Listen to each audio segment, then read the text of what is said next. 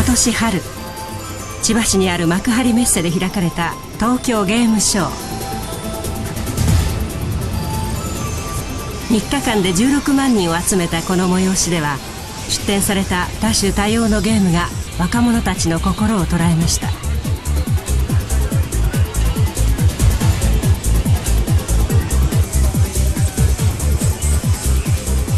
新しいゲーム機が発売されるたびに、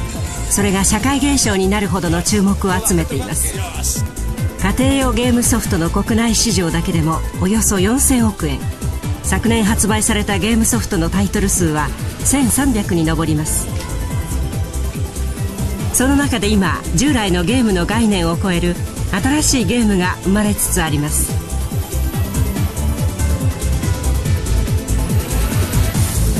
最先端のデジタル技術を駆使したゲームとはどのようなものなのでしょうか。そして現代のデジタル技術の発達はゲームの世界に何をもたらしつつあるのでしょうか。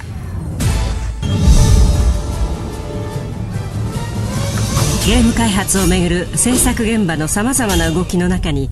私たちは今日のデジタル社会の最先端を見ることができます。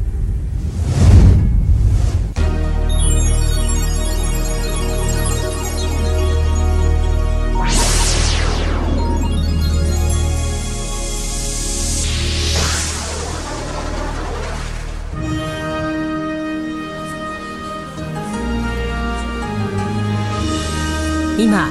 家庭用ゲーム機の世界では日本の大手3社が激しい競争を繰り広げています。この5月、三大ゲームメーカーの一つで我が国にテレビゲーム時代をもたらした老舗のおもちゃ会社が、日本を代表する大手家電メーカーと提携して次世代ゲーム機を開発すると発表しました。我が社の DVD を採用されるということに決まり、そして両社がそこからお互いの手を。その目的は一つ、市場の 70% を抑えている他のメーカーのゲーム機に対抗することです。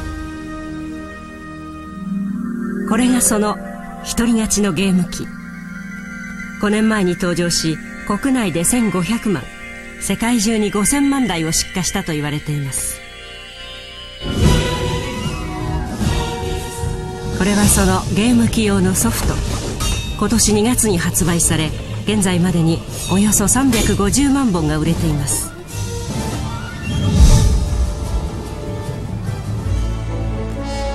巻き返しを図るもう一つのゲーム機メーカーも次世代の高性能ゲーム機を発売しました。このようにゲームをめぐる攻防は過熱する一方です。昨年12月、次世代ゲーム機を出したばかりのメーカーが開発中のゲームソフトの発表会を開きました。社運をかけたこのソフトはゲームの常識を覆すものだといいます。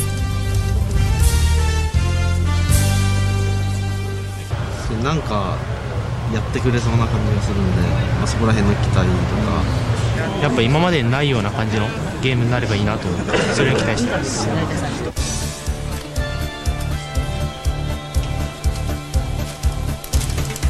今日の発表会の主役、鈴木優さん41歳。開発中のゲーム制作の中心人物です。これまで数々のゲームを作ってきた鈴木さんは、一部のゲームユーザーからは競争的な人気を集めています。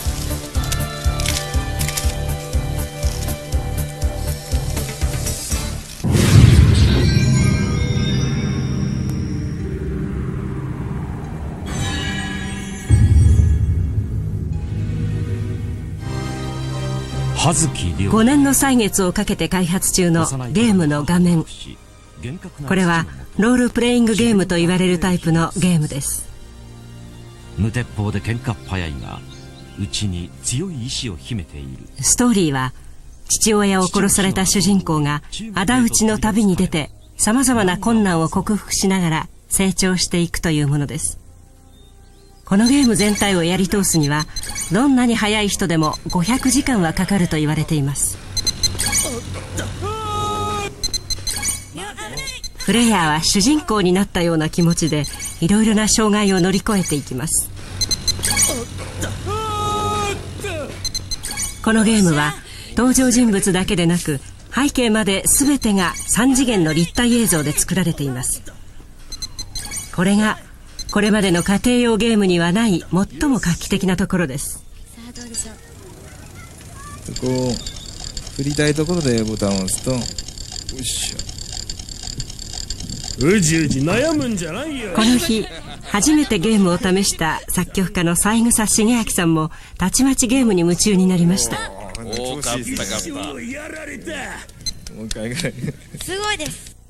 違う分野の世界ができた。その映画でもないゲームでもない新しいメディアができたというふうに位置づけられるんじゃないかと思いますね。三枝さんが新しいメディアができたと語るこのゲームの発表会の様子はインターネットで同時中継され、その感想がリアルタイムで返ってきます。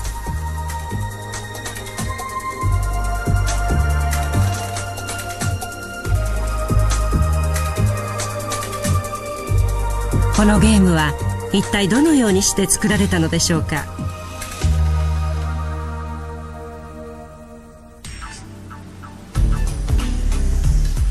私たちはそのゲーム開発の様子を6ヶ月にわたって取材しました。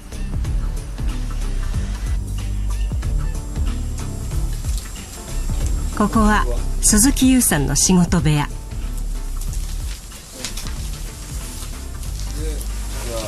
このゲーム作りの司令塔、いわば頭脳にもあたり、これまでテレビカメラが入ったことはありません。競争が激しいゲーム業界では秘密保持に特別気を使うからです。こ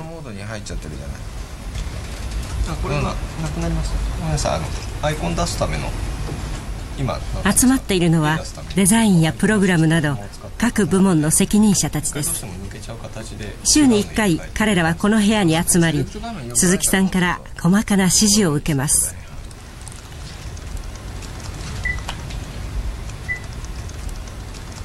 ここはでも前回のミーティングでさ、前のビデオ持ってきてくれ、見せてくれとかって言って、こっちにしてくれっていうふうなこと言ってるのに絶対違うと思うんだけど、じゃあかけてごらん。1983年にこのゲームメーカーに入社した鈴木さんは数々のゲームセンター用のゲームを作ってきました。ブームとなったドライビングゲーム、バイクの車体を傾けて画面を操作する体感ゲーム、これは世界で初めて開発されたものです。このほか戦闘機のコックピットに乗った気分が味わえるドッグファイトゲームなどを開発し、ゲーム業界で天才プログラマーと呼ばれるようになりました。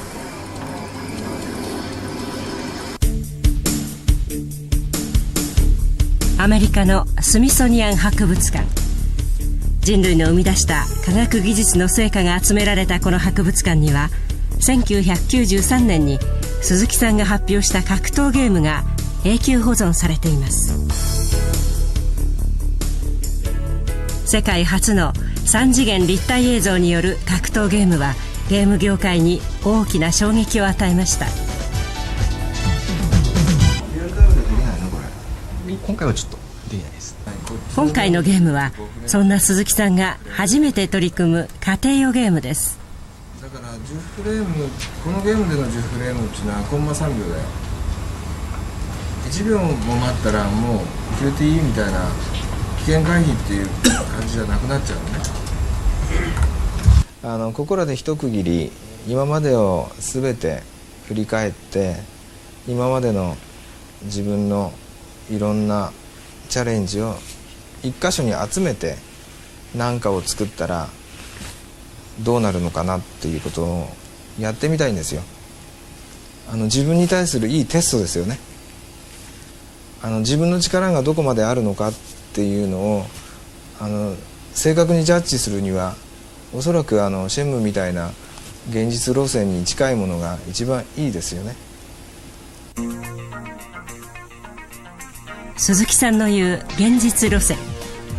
それはリアリズムを徹底的に追求してゲームを作ることを意味しています。その現場はどのような仕組みで動いているのでしょうか。私たちは特別の許可を得て開発中の現場を見せてもらいました。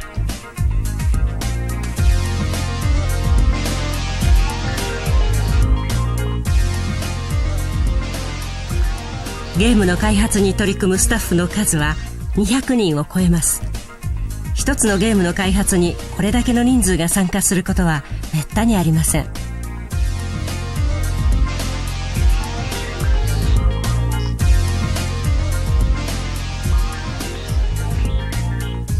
ゲームを形作る映像やプログラムのすべてをコンピューターが作っていきます。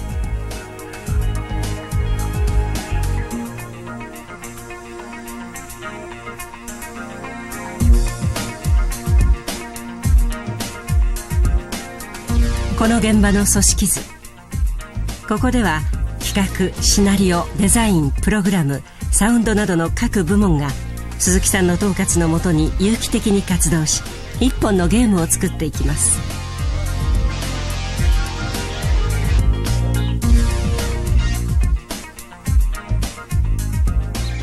ここはデザイン部門。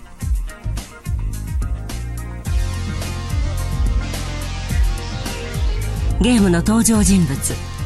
風景、街角といった背景、小道具など全ての映像をここで作りますが、その数は数十万に及ぶといいます。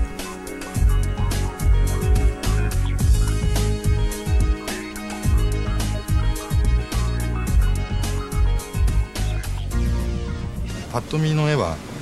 いい感じにっていうのはうちのデザイナーはできるんですけれども、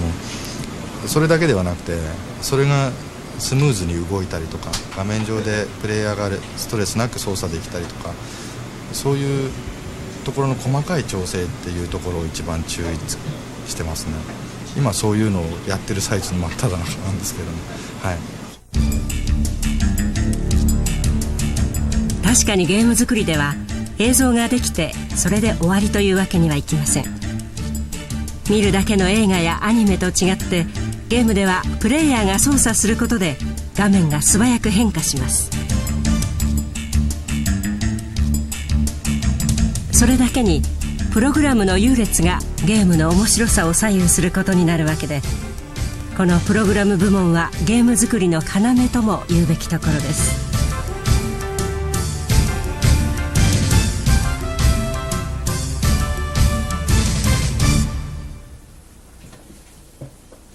開発現場で作られた映像は週1回のミーティングでスタッフに披露され、鈴木さんの厳しいチェックを受けます。後ろ下げてボリューム感が損なわれなければもっと良くなるのかな。その基準はあくまでリアリズム。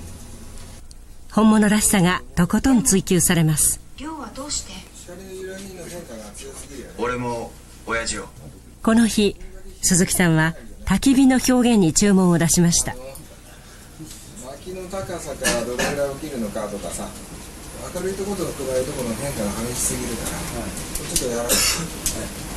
やって、ちっちゃくなったらちっちゃくなってちょっと振り付けてやるね。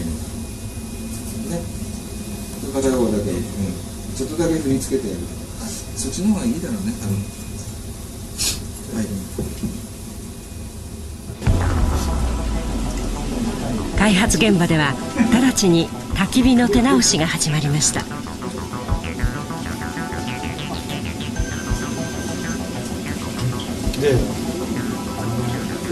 もっとモディファイアボディを使って、ここに意外と置いて影をこうやって伸ばすと潰れて見えなくなる。焚き火の炎の影響を受けて、洞窟の壁に影が伸びるようにしたいんですけど、まだちょっとこれ仮のステージなんでうまくライティングで。今はじゃあライティングの配置を決めて影とかいろいろ作ってるんですね。こちらでは登場人物の顔が描かれています。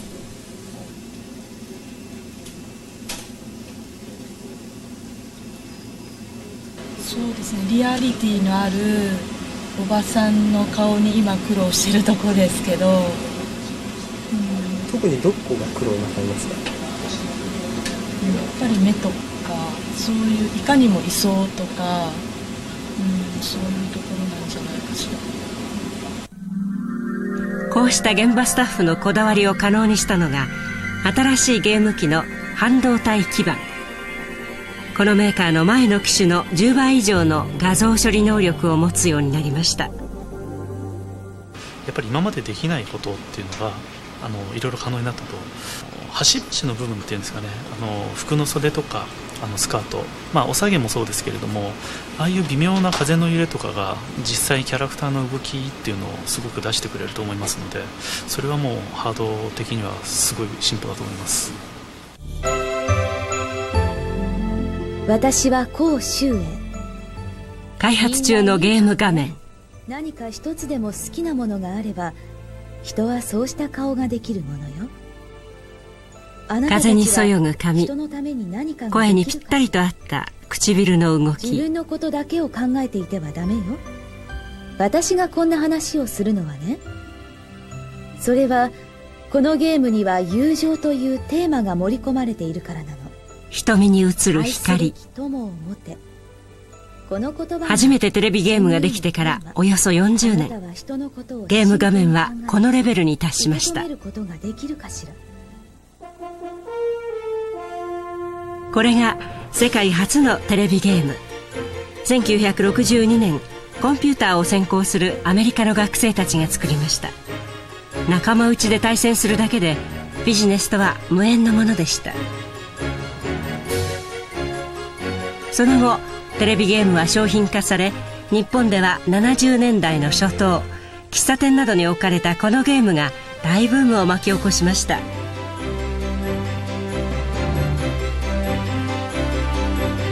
次いで83年に登場した家庭用ゲーム機。操作が簡単で価格も手頃とあってたちまち世界中に普及しました。その心臓部の半導体基板、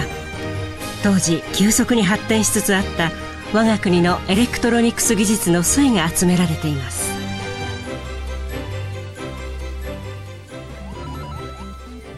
しかしこのゲーム画面は2次元の平面のみで、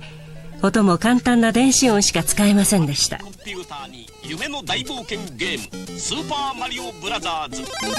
秘密の力で大きく変身。地上に地下に。今やデジタル技術の発達によって一昔前には考えられない映像表現力を獲得したゲーム。しかしそれを駆使してリアリティのある映像世界を作るのはあくまでも作り手の力です。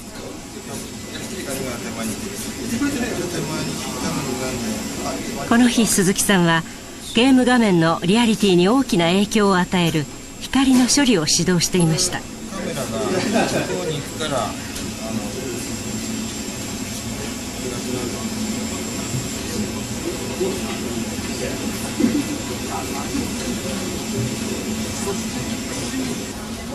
顔に当たってる光が例えばこっち来たり後ろ回ったりしてくれるのが一番光が変化するね。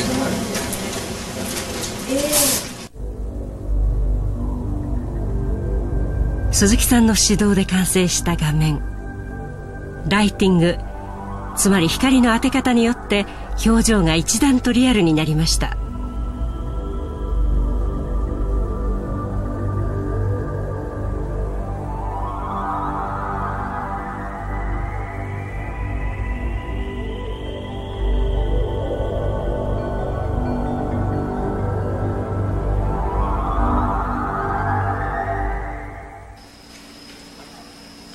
リアリズム、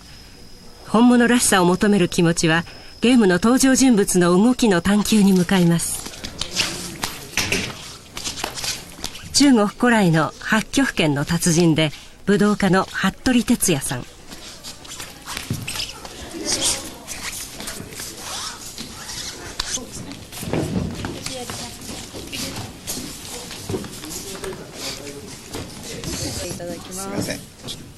測定用のセンサーを服部さんの体に取り付けます。はい、ここでお願いします。よいしょ。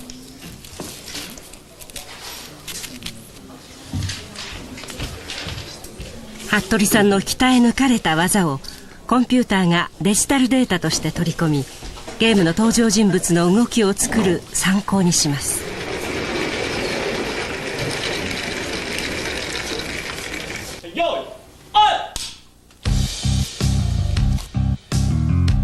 このモーションキャプチャーという技術は、もともと映画のコンピューターグラフィックスの画面作りなどに使われていました。このゲームでは主な登場人物全員の動きをこのモーションキャプチャーによってデータ化し、ゲーム画面に反映させました。このゲームの開発ほどモーションキャプチャーを活用した例はないと言われます。これ以上近づくと危ないぞっていうぐらいからある程度のこう構えに、こう開いて立たないように、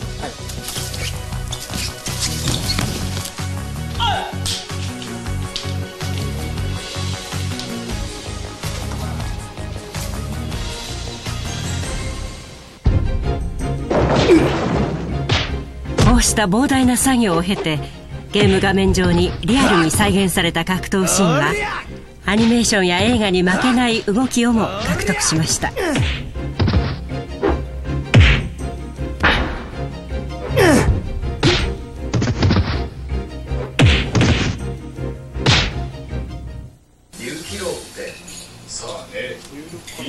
しかし映像がリアルなだけでは十分ではありません。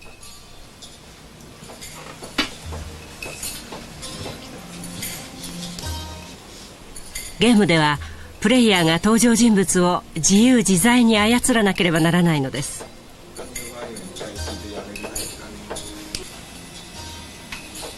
そこで実際に使われるゲーム機で繰り返し操作性のチェックをします。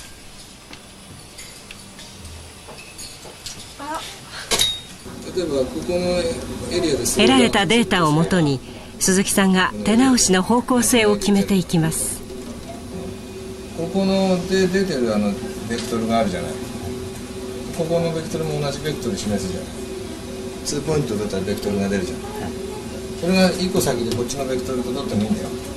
これと同じベクトルがここで出るわけで、このベクトルに対しての例えばプラマイ45度ぐらいまでは進行方向に行く意思があると。こうした作業を経て開発されているゲームの画面。プレイヤーは簡単なボタン操作であたかも現実の街を動き回るような疑似体験を得ることができるのです。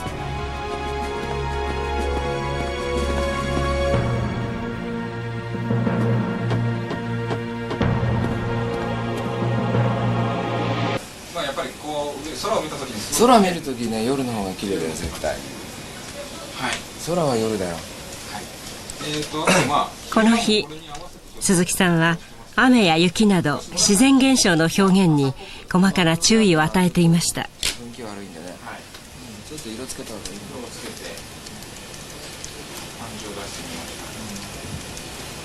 感じで。このゲームには天候などの自然現象さえもリアルに再現するプログラムが組み込まれています。マジックウェザーと名付けられたプログラムです。ゲームの中では時間が進むにつれて晴れ、曇り、雨と天気が変化します。その変化はこのゲームの舞台となる横須賀の長期にわたる気象データに基づいて決められています。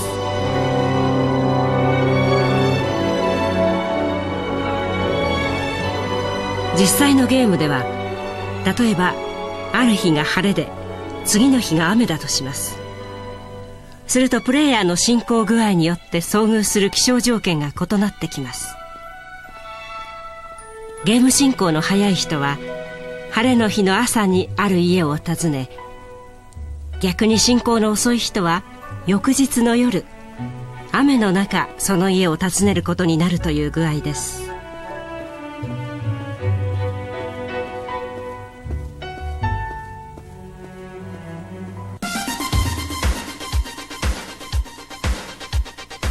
あくまでもリアリティを追求するこのゲームには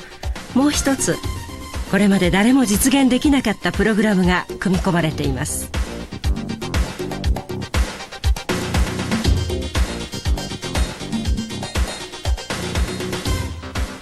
そのプログラムを作るため企画を担当するセクションは横須賀の街を徹底的に取材、路地裏に至るまで克明に調べ上げました。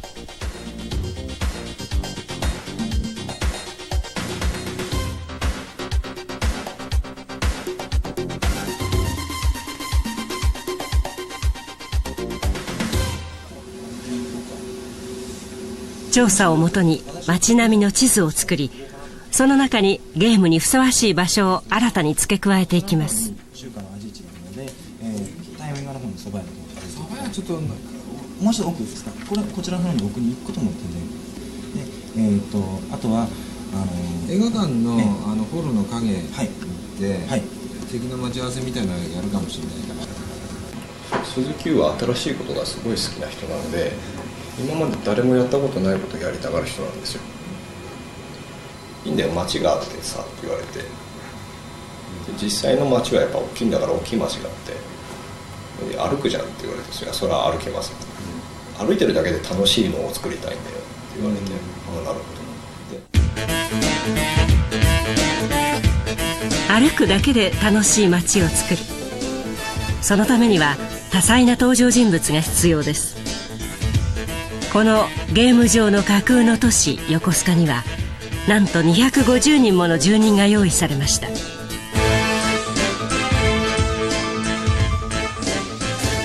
ーパーカブに変える、魚やスーパーカブに変える。そしてゲームの登場人物の予想される行動パターンを洗い出し、それぞれの役割が決められます。左のアクションアイテムでさ、右側が今やられてることのせいになる。花やガニ股でこいでんから。花屋の店員からサラリーマン、学生、主婦、老人、あらゆる職業の老若男女が現れます。ばあさんからスタートしようよ、この街は。じいさんばあさんが朝早く起きるから、そっちの調整しましょう。魚河岸から始まるんじゃなくて、じいさんばあさんの散歩からこの街のスタートにするって書いてる。250人もの登場人物すべての行動パターンを作り上げ、一人一人の一日のスケジュールが決められました。これが周期のプログラムと呼ばれる画期的な仕組みです。一人一人の生活のパターンがちゃんと作られてるってことですよね。やりたいわけですよ。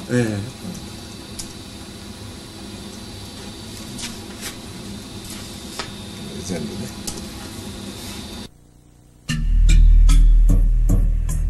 それでは登場人物の一人、タバコ屋のハルさんの一日の行動を見てみましょう。実際のゲームではプレイヤーの判断やゲームの進み具合でハルさんとの出会い方が変わってきます。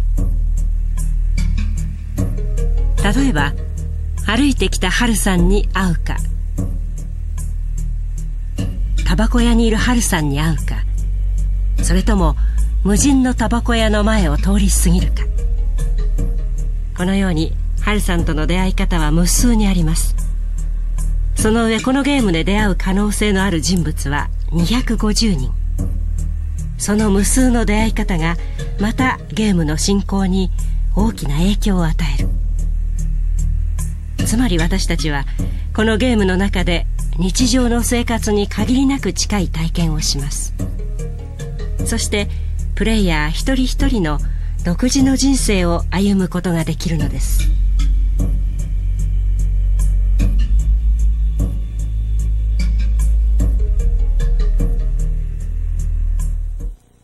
その現実感を高めるためにやっぱりクエストしていく中で街の人たちがね、生活感が欲しいんですよ、その街に。で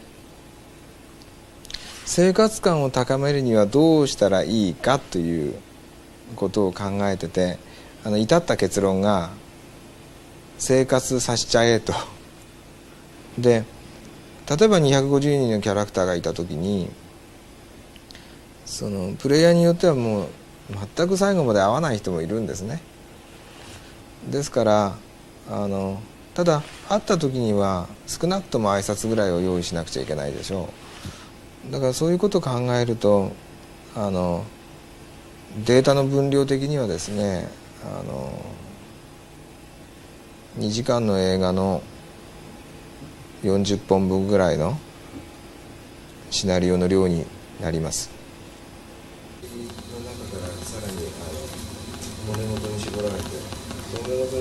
2時間映画40本分ものシナリオ作り。で野目元をやって当事者を絞り込んでい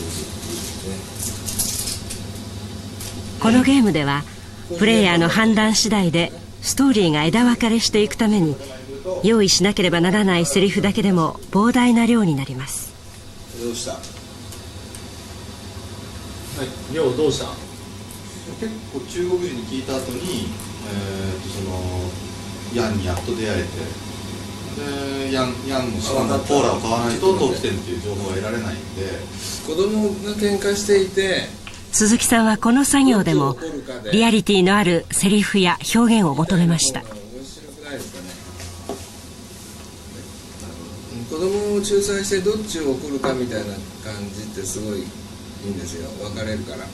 判断が。第一線で活躍する映画監督や脚本家の力を借りて細部を練り上げていきます。書いちゃうと、なんでこういう調整入れたかっていうと、短くするだけのものじゃなくて、こう下げたはずだから、長いセリフ入れちゃダメなんだよ、絶対これ。いいんじゃないこれ。朝の10時から始まった作業はこの日も深夜に及びました。ほう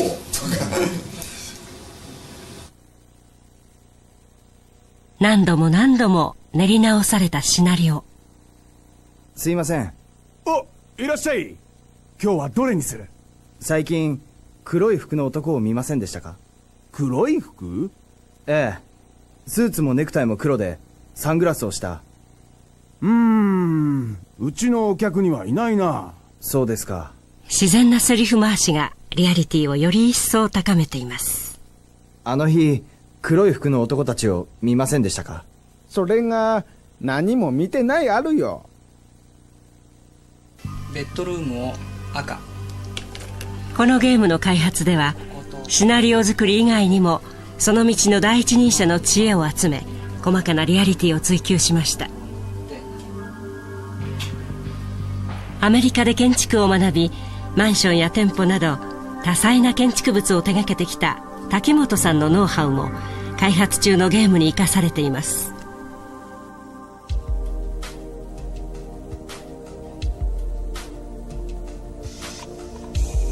滝本さんのアドバイスで作られた部屋とインテリアの数々。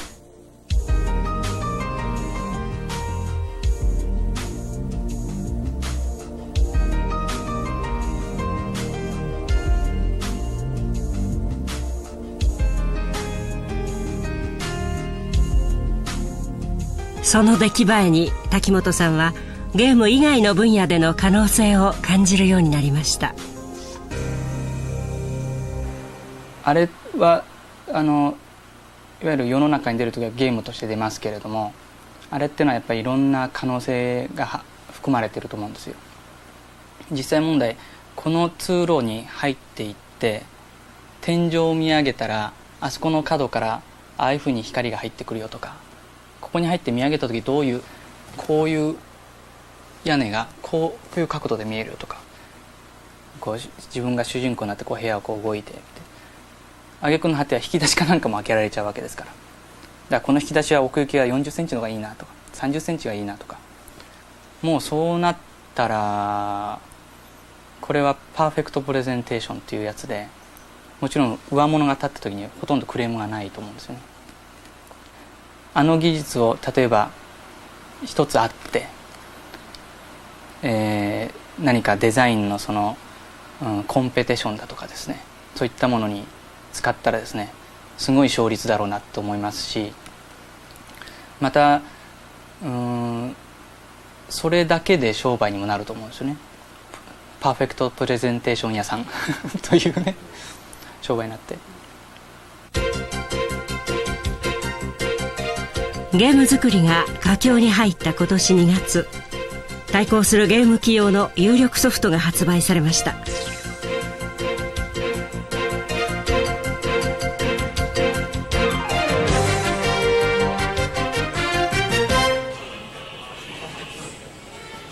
その翌日はちょうど定例のミーティングでした。鈴木さんたちはそのゲームの中身を検討します。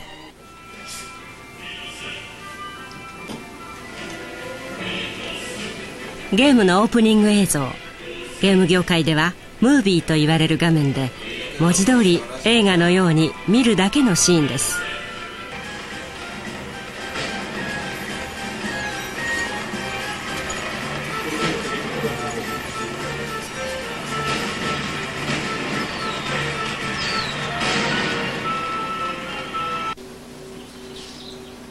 プレイヤーが参加するゲーム画面になると、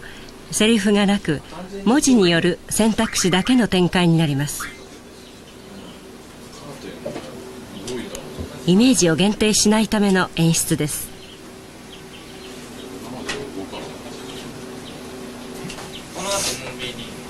声は入ってこないの？声はないです。鈴木さんはこの新ソフトの映像の美しさに驚きながらも、リアリズムにこだわる自分たちの姿勢を再確認する結果となりました。見て参考にできるとか参考にしていきましょうね。そういう見方だと思うんですよ。それが一番向上するよ、我々が。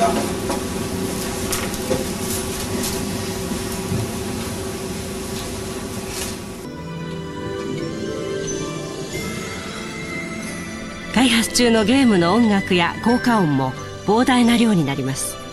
ほとんどを社内のサウンド部門のクリエイターが担いました。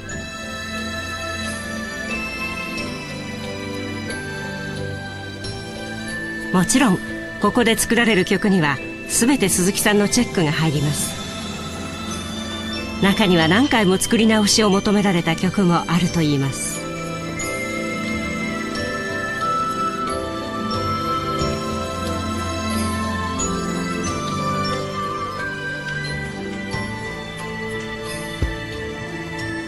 前はやはりその音質的にこんなもんかなっていう部分で許されてた部分ってちょっとあったと思うんですが、最近はそれが許されない。しかもそのまま例えば CD としてレコーディングしたものがそのまま流せるっていう状況でもありますので、それにCD に引きを取らないような音を作らなきゃいけないっていう、なんかそういう、プレッシャーというかそういうのはありますね。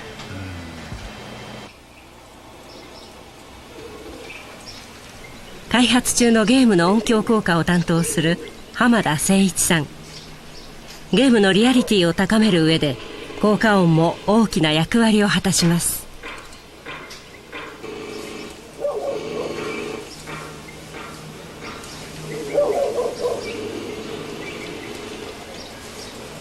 そういう大通りからいろいろな車が入ってきたりするわけなんですが、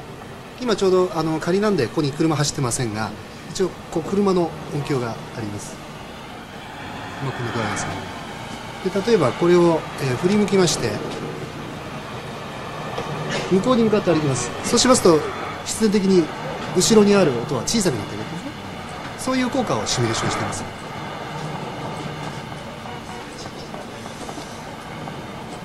効果音であろうが音楽であろうが、やはり使う発音数の中を取り合いしますので、いかにお互いを殺さずにですね、うまい具合でなるかというのは本当に試行錯誤の世界ですけれど、実際にはいろいろなこの街の中に生活する人間が発する音というのがあるわけですね。そういうものを全て持って、このプレイヤーの主人公とその音を発している距離によって方向と距離、音量をコントロールするということをやるので、かなりたくさんの情報を処理しなきゃいけないと。その音声の表現力を一気に高めたチップを作ったのが静岡県浜松市にある大手楽器メーカー。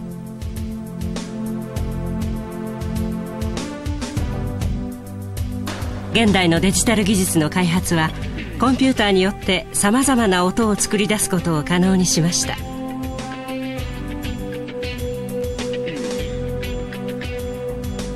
その背景には半導体生産技術の発達もありました。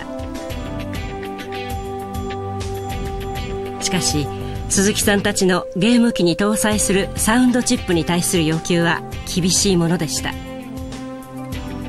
音の面でも生活する街を作り出さなければならなかったからです。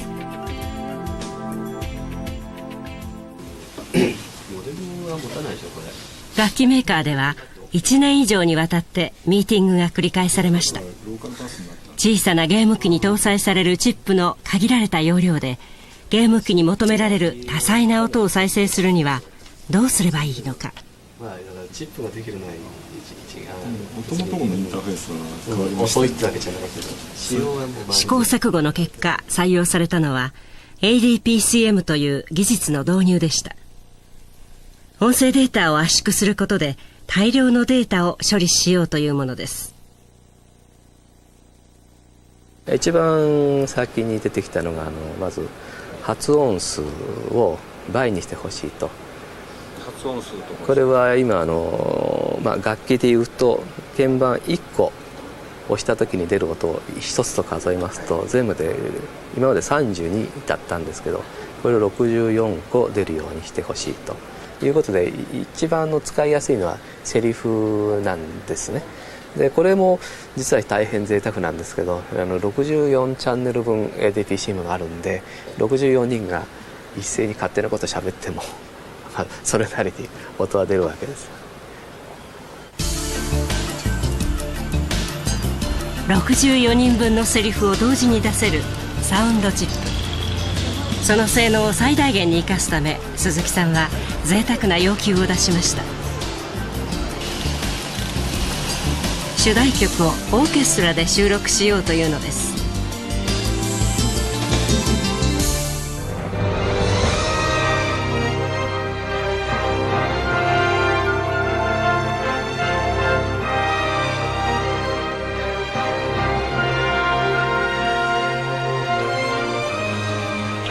豊かなサウンドの支えがあってこそリアリティのある表現の輝きが増すという鈴木さんの考えによるものでした。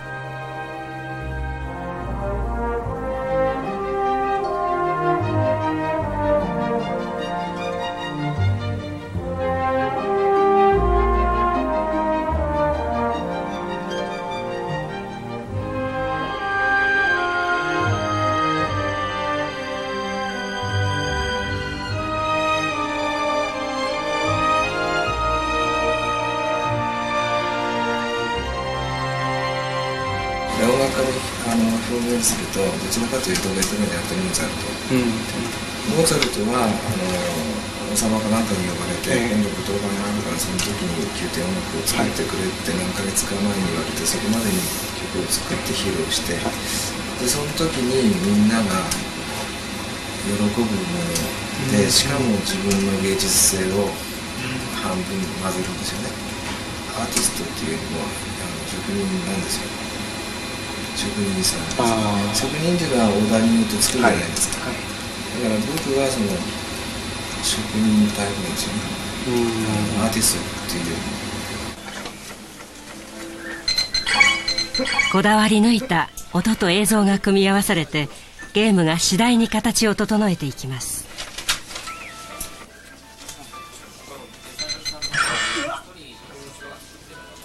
どこか怪我した？ダメだよ、こういうのやっちゃダメだよ。寮の性格とこの程度で足痛めて走れない、そういうキャラクター設定じゃないから、これやっちゃダメだよ。どういった形でやればいいでしょうか。だって寮はこういうのやっちゃいけないって、それ考えてやる、それ考えれば分かるだけだって。鈴木さんのチェックも厳しさを増していきます。これ今誰やってるの？音楽もしみじみとしたシンクは素晴らしい音楽が鳴るわけよ。ここでさ A ボタンマーク来てさ、ブーとか B とか入っちまったらもうぶち壊しなのよ。大丈夫？ああ。足元に気をつけて。ああ。手直しされたゲームです。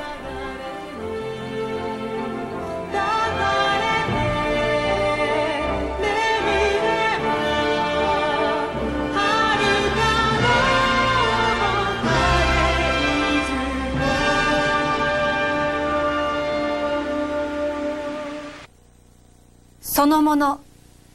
東の凸つ国より。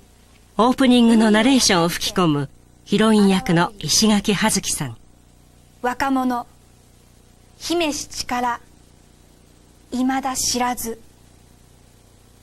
かのみを滅ぼすこと。アフレコの演出指導者にはこの道の第一人者を起用しました。ここでも鈴木さんはゲームの質の高さにこだわる姿勢を崩しませんでした。共に荒れ野の道を行かん。長き物語は今始まれり。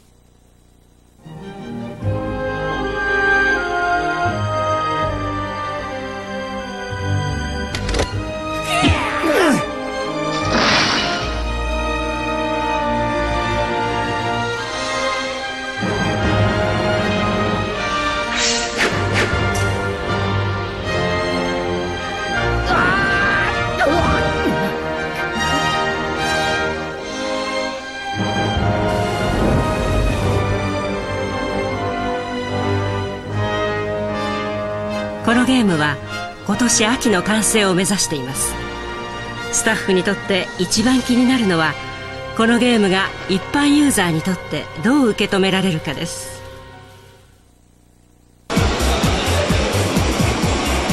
その試金石の一つとなったのが3月に開かれた東京ゲームショウです。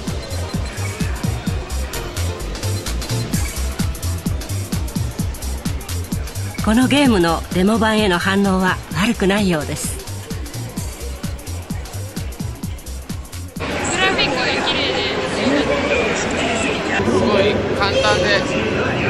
実際に自分が覚えてるみたいです。ちょっとゲームとは言えない、もうなんか一つの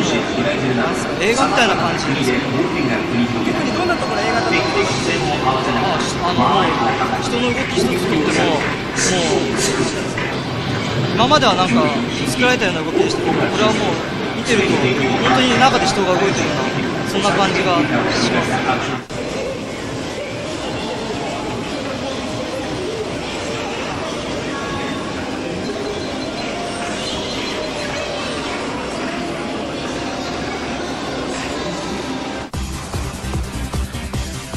このゲームショーではもう一つ別のタイプのゲームが注目を浴びていました。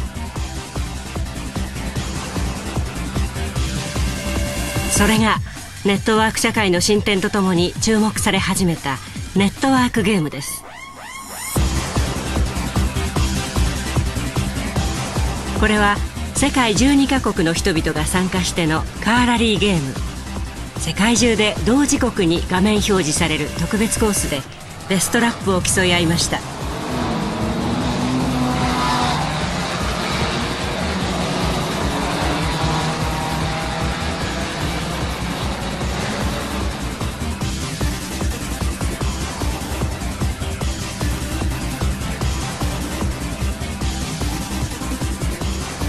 インターネットによって世界中の若者たちが国境を越えた瞬間です。時間と空間を超えられるっていうのはやっぱり大きいですよね。例えばやっぱりアメリカのやつは今ここに呼べないですよ。でそういうことを考えると可能性はもうかなりあるなと。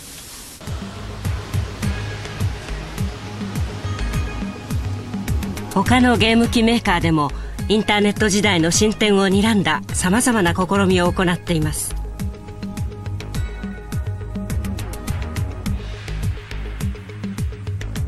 その一つがパソコンによるネットワークゲームの開発。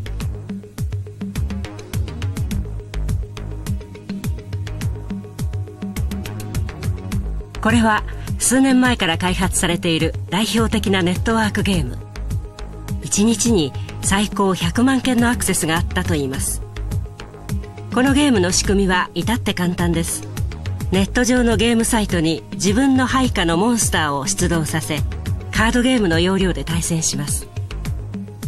自分が好きなように調整したモンスターたちが相手のモンスターより強かったら勝ちです。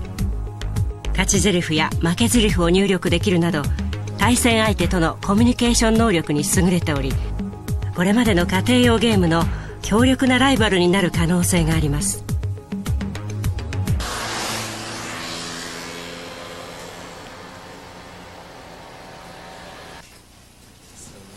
この日、一人のアメリカ人が鈴木さんを訪ねてきました。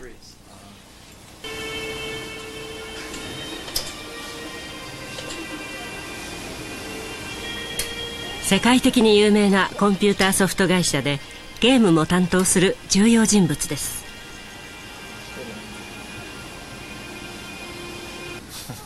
でもたくさんポリゴン使ってない。そんなに使ってないです。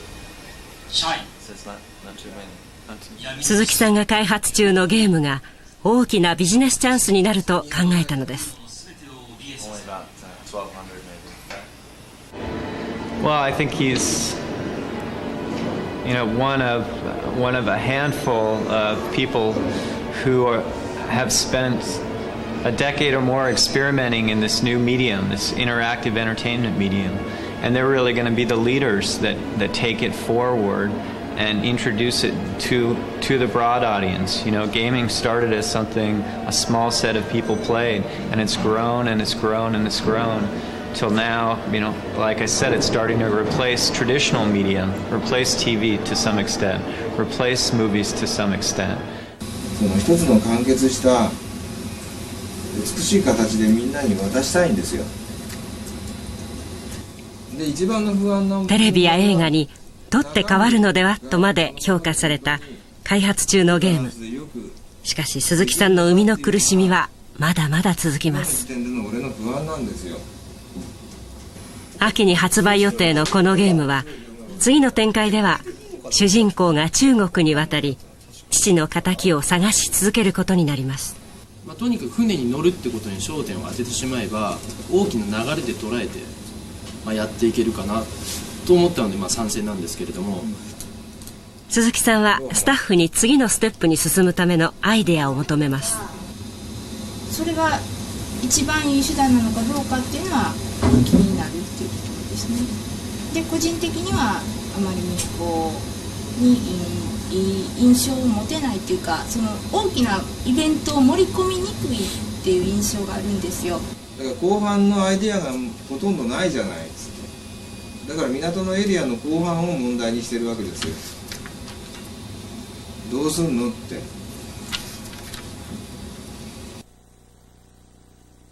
会議はスムーズに進まないようです。今回これだけ時間かけた時にやっと見つけた一番の問題でしょうが今。そっちはそっちで話してるのはいいけども、少なくともそこに関わる人たちはその話を聞いて参加するとか意見を言ってあげるとかせにはあかんでしょうが、なんか喋れってまともなことを。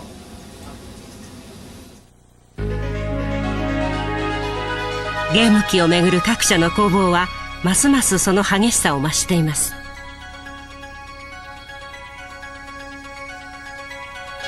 3月、対抗するゲーム機メーカーが国内有数の大手家電メーカーと組んで次世代のゲーム機を開発すると発表しました。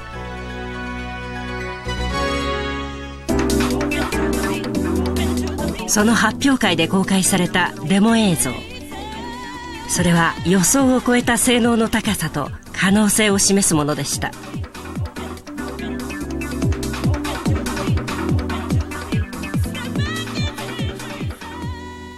クスチャーをフルに使っているのであれば、発表の翌日、なんと10万ポリゴン使ってるよ。何場所からポリゴン変換したんですかね。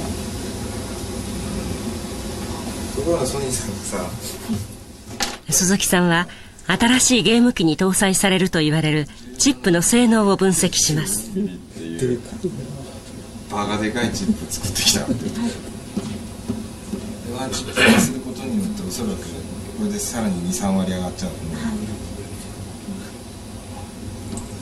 おそらくかける性能を引き出すまで時間かかんない。2年目だね。常に競争相手を意識しながらのゲーム作り。それは時間との戦いです。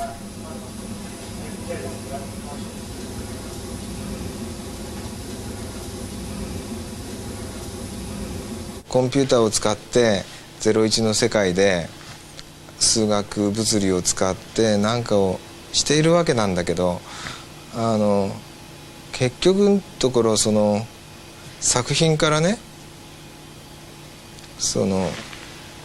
誰かにこう何かを伝えていく力っていうのが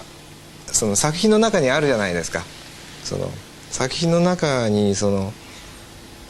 人に何かを伝えていく力、感動であったり何でもいいんだけど、その力が宿る時っていうのがあって、そこは何かっていうと技術じゃないなっていうのはすごい思うの。だからやっぱり心を込めて丹念に作るっていうことしかないのかなって思いますよ。そうなっちゃうとそのハードの性能差っていうのはどっかで完全に技術の差だったりするんだけど、そのエンターテインメントにしろ何らかの作品にしろ最終的には何かって言ったら人を動かしていくとか影響を与えるとか、そのエネルギーがこう放出されるわけだから、何が大事なのかなと思うと、その作品に対する思いがいっぱい入ってるかどうかなんですよね。今や大手家電メーカーも続々と参入するなど熾烈な戦いを繰り広げるゲーム業界。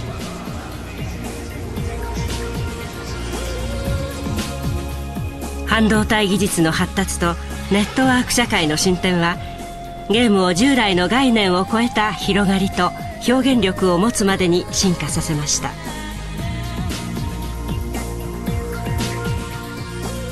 最先端のデジタル技術を駆使したゲーム開発の現場、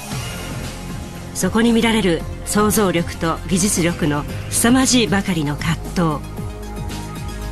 そうしたせめぎ合いの向こうに21世紀の私たちの社会を変えていく可能性の一つが見えているように思います。